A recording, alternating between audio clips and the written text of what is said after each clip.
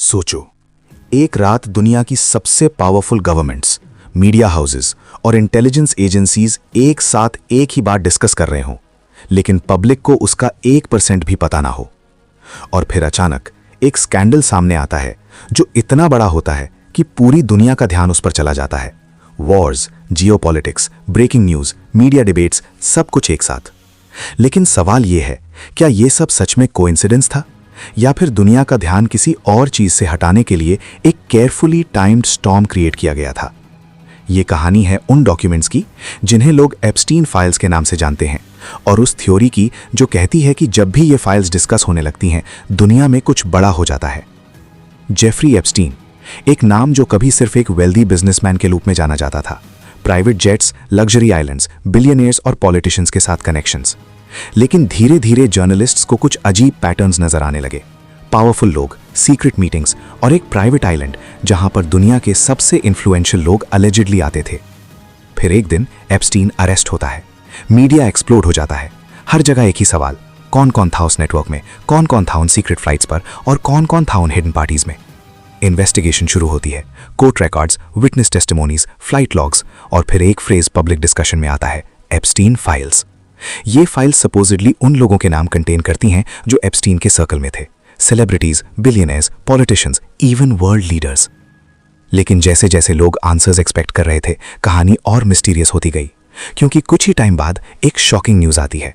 Jeffrey Epstein अपनी jail cell में dead पाया जाता है।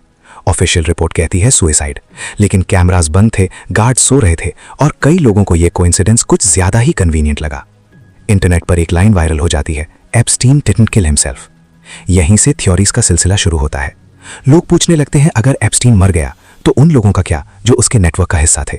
फाइल्स का क्या हुआ? इन्वेस्टिगेशन का क्या हुआ? और सबसे इंपॉर्टेंट, सच का क्या हुआ?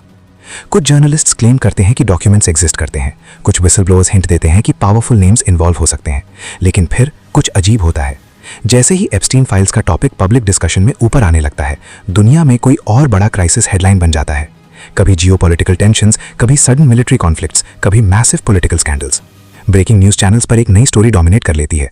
पब्लिक का अटेंशन शिफ्ट हो जाता है और एप्स्टीन फाइल्स फिर से बैकग्राउंड में चले जाते हैं। कुछ रिसर्चर्स ने एक पैटर्न नोटिस करना शुरू किया। जब भी इंटरनेट पर एप्स्टीन फाइल्स ट्रेंड करते हैं, कुछ ही दिनों में कोई और बड़ा इवेंट मीडिया साइकिल को डोमिनेट कर लेता है। क्या यह सिर्फ कोइंसिडेंस है, या फिर किसी ने दुनिया का अटेंशन कंट्रोल करना सीख लिया है?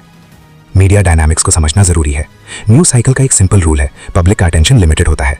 अगर एक वक्त पर एक से ज्यादा स्कैंडल्स हों तो सबसे ड्रामेटिक स्टोरी सबका फोकस ले लेती है। इसीलिए कुछ एनालिस्ट्स कहते हैं, अगर कोई पावरफुल नेटवर्क अपने सीक्रेट्स प्रोटेक्ट करना चाहे तो सबसे इफेक्टिव स्ट्रैटेजी क्या होगी? एक और बड़ा डिस्ट्रैक्शन क्रिएट करना।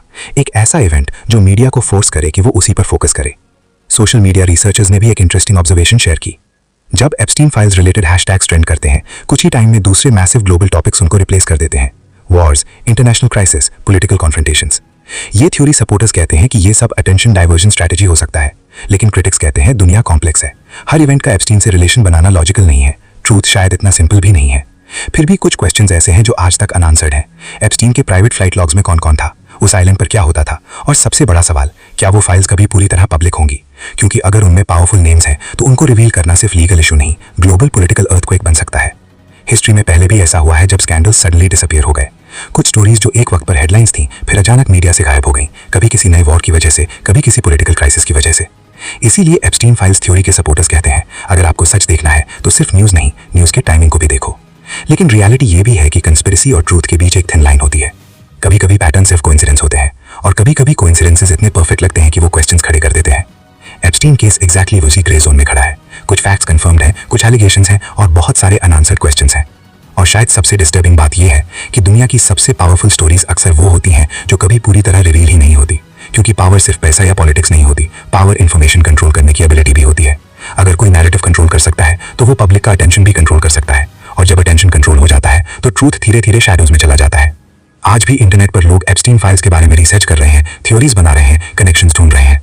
शायद उनमें से कुछ गलत हो, शायद कुछ सच के करीब हो, लेकिन एक बात क्लियर है, जब भी कोई पावरफुल सीक्रेट सर्फेस के पास आता है, दुनिया में कहीं ना कहीं एक और बड़ा स्टॉर्म खड़ा हो जाता है।